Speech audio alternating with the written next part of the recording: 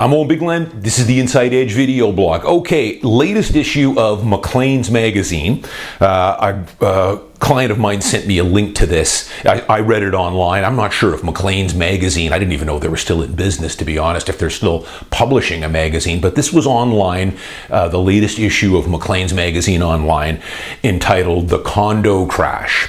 And let me give you a little intro here to this story. It's nothing that you guys haven't heard from before from me on my blog. I've talked about the perils of buying pre-sale and trying to flip pre-sales probably for 7 or 8 years now. I've been telling you for 10 years not to buy pre-sale, that I'm going to get into a minute here.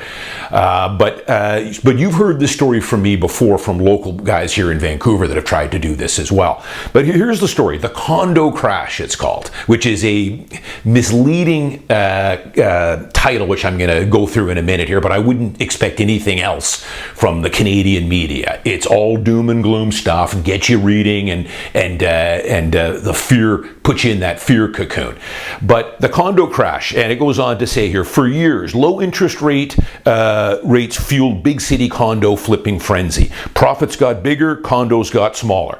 Now the bubble has popped, leaving behind thousands of unsellable and unlivable units. That's true, especially in Toronto. I just got back from there.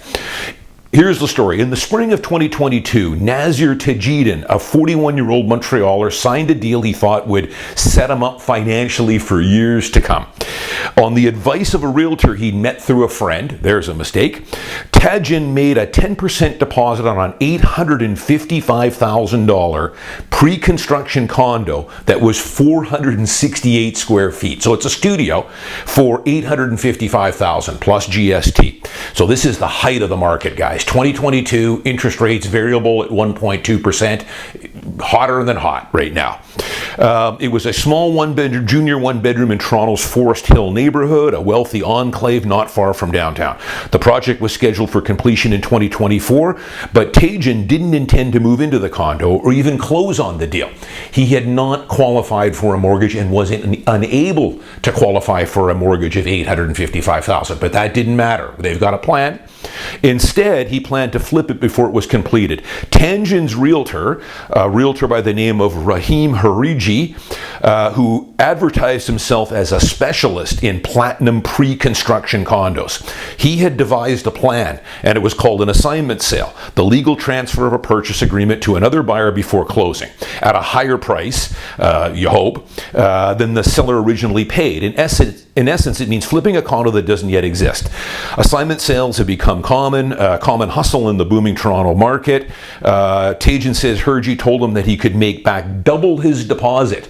Easy money, he told him, and he even offered to find him a buyer in exchange for a fee, which I think is illegal. Certainly would be illegal here, especially if he was the listing realtor, tried to sell it as an assignment, got a commission, plus he wants a fee on top of that. Yikes. So I've told you guys lots about assignments here. I mean, we now, back 5 years ago with that shadow flipping scandal we had, contract to purchase and sale now in BC for the last 5 years does not allow an assignment sale.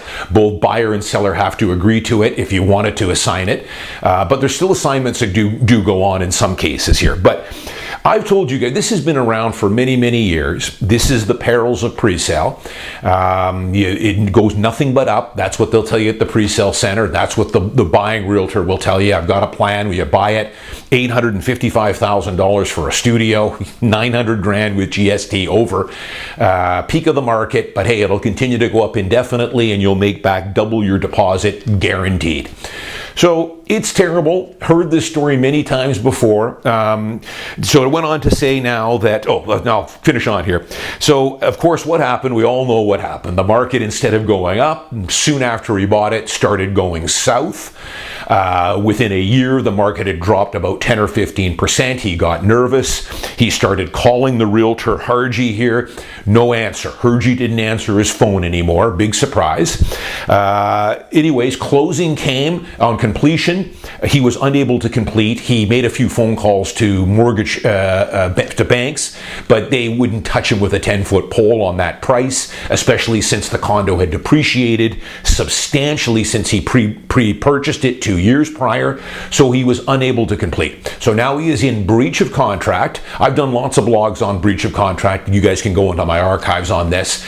So now he lost his deposit, his 10% deposit, which was $85,000. But as you guys know, when you breach contract, not only do you lose the deposit, everything is in the developer's favor. They have the upper hand on everything once you sign on the dotted line with a pre-sale. There's no going back.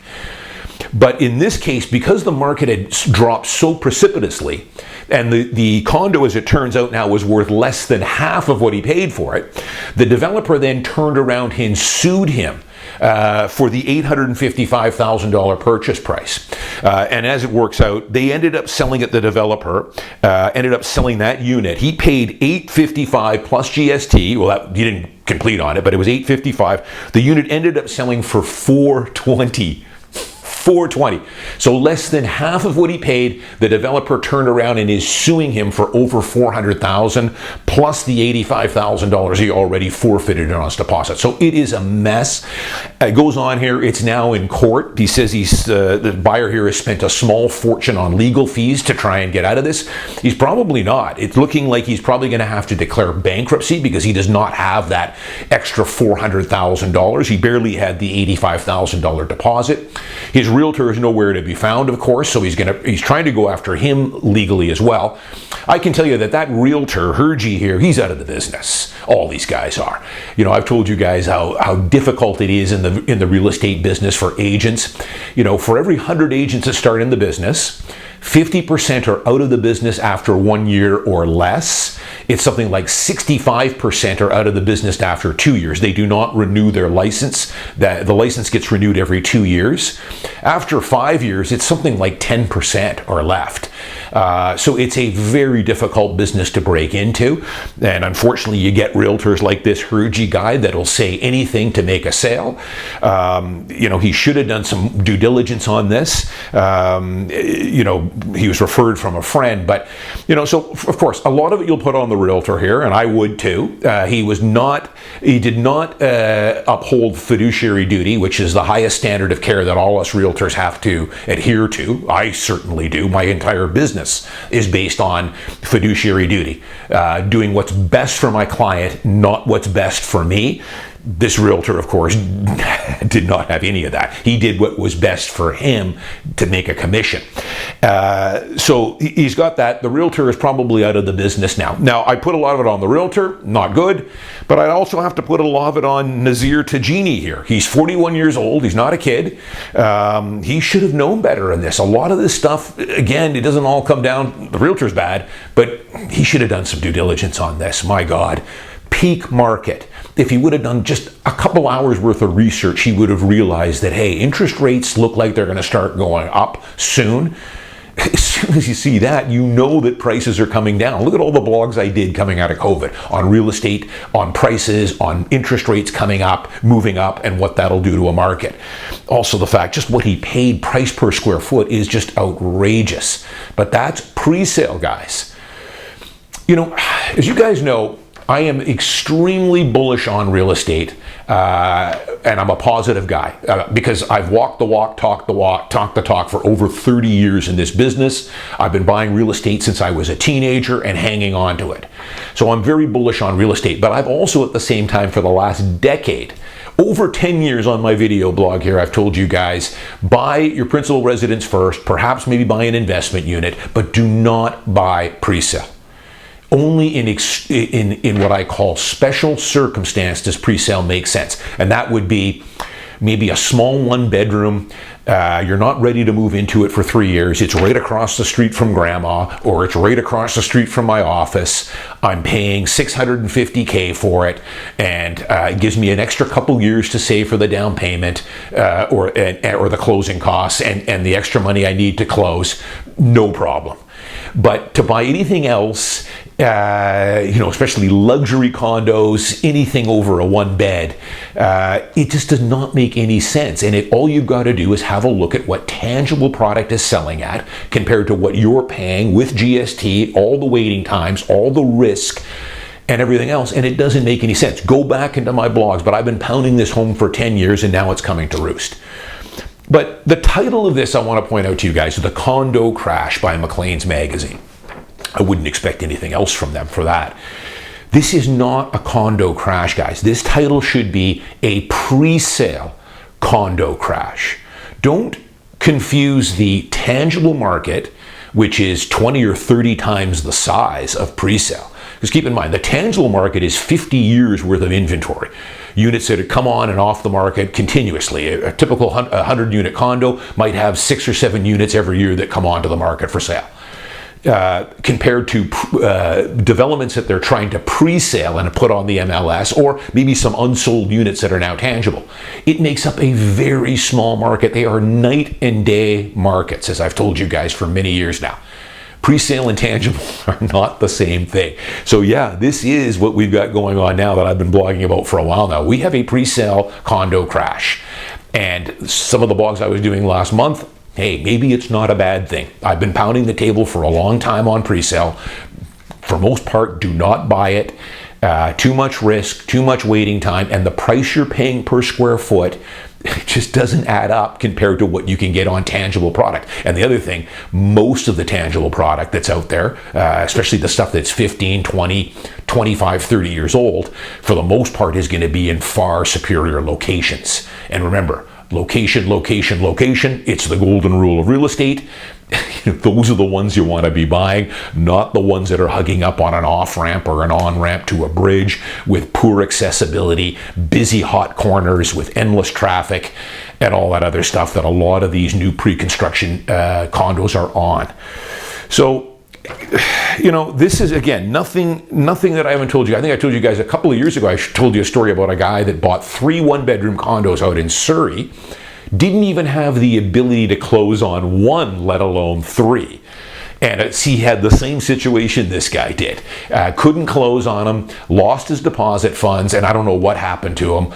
I think the developer was suing him for the difference because the market had dropped off, so there was a big shortfall there.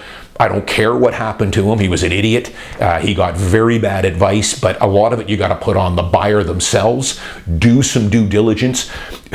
If this guy realtor was referred from a friend, why not pick up the phone, make a few phone calls, go onto Google, look up a top producer in Toronto, realtor, and I'm sure if you made a quick phone call to them and gave them the address and what you were paying, do you think this is a good deal? He would have told you to get out of that, do not go near it.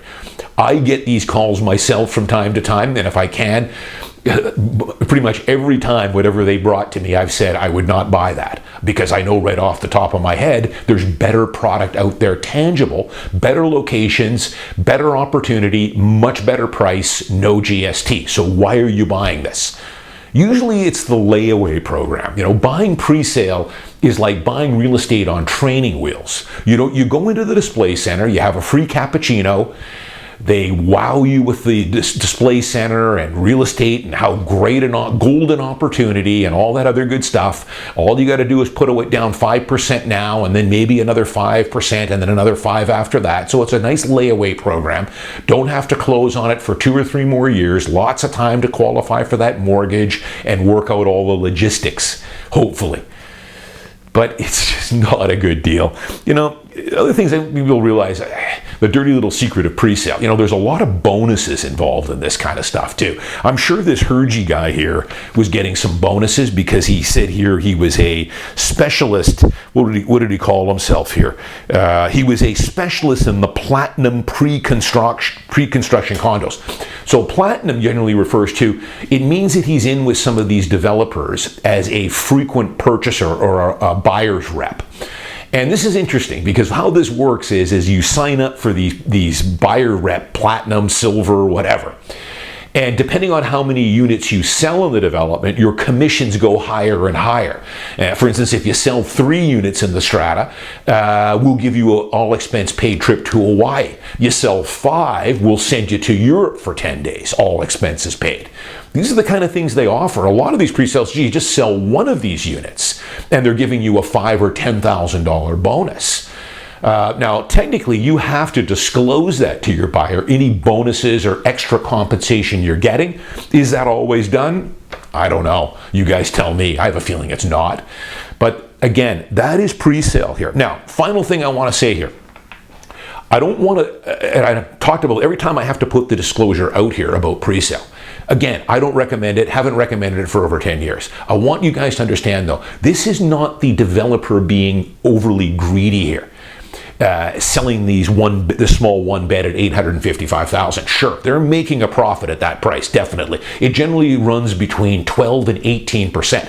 But that 12 or 18%, they are taking on an awful lot of risk for that. It's anywhere from 4, 5, 6, 7, 10 years to see a project like that through, from the time they buy the land, get it zoned, get it pre-sale, build it, give keys. Tremendous amount of risk, tremendous amount of things that can go wrong in that time. And they have to deliver it at that price, what they pay for the land, all the risks they take, the financing, the construction, which is all skyrocketed. That's the price that they're having to deliver these units at $1,600, $1,700, $1,800, $2,000 a square foot and up, when you can buy tangible for $1,100 a square foot. But that's the price that they have to deliver at based on our current environment and construction costs and everything else. But a lot of it, I've told you guys, is going to the NDP, David Eby, and the city of Vancouver. They're the ones that have their hands out at every single corner. They're the ones that are driving up these prices for the most part. And something's going to have to give, because nobody's buying pre-sale right now at $2,000 a square foot for a 6-floor unit. It's just not happening, plus GST and all the risk you're taking as a buyer. So I think what's going to have to break is government. Government's going to have to back off on all the fees, all the community amenity contributions, all the permitting, the delays that it takes to get a project put through. That's where a lot of the cost comes, that the developer has to simply pass on the price per square foot of these units. So yes, the developer makes a reasonable profit. If everything goes right, they can make 15, 18%, but seldom does everything go perfectly right. There's always delays and problems that can cut that return down substantially. So it's not all on most of it, in my opinion, is on government and all the bureaucracy that they add on to the cost of these pre-sale construction. I've told you guys, it's over $200,000 per 1 bed. It's over $300,000 in fees, taxes, and bureaucracy for every 2 bed that's built. So when a guy like Eby says we want to make homes more affordable, well, you're the cause of most of the inflation on these condos, Mr. Eby.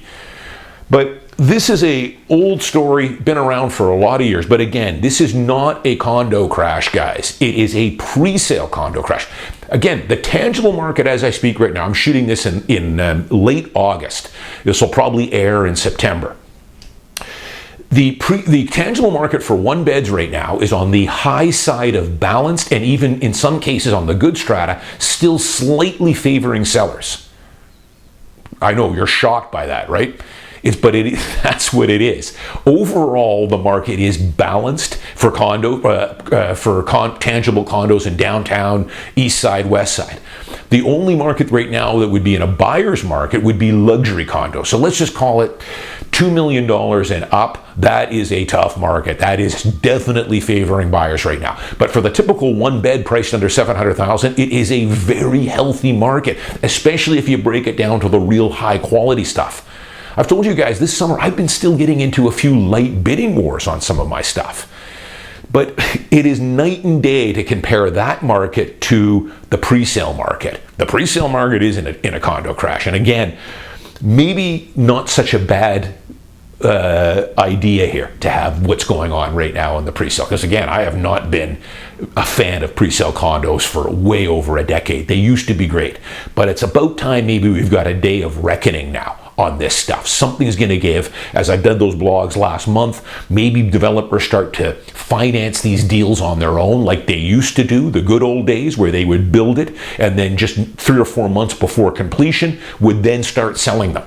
But it would not be any fancy pre-sales with brochures and built-out display centers or anything, because now you can go to a little site off the lobby and have a look at the floor plans, go up and actually look at the tangible unit now, and move in 3 or 4 months later. That would be back to the good old days that I would love to see.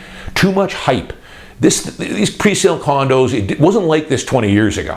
But in the last 10 years, I told you guys, 10 or 12 years, it's just gotten out of control here. Prices are ridiculous, overhyped, everything goes up, buy now, you'll flip it, and all that other good stuff. It's about time, in my opinion, that we've had a bit of a day of reckoning on these pre-sale condos, because I haven't been a fan for a long time. I'm Owen Bigland. As always, thanks for watching. See you next week.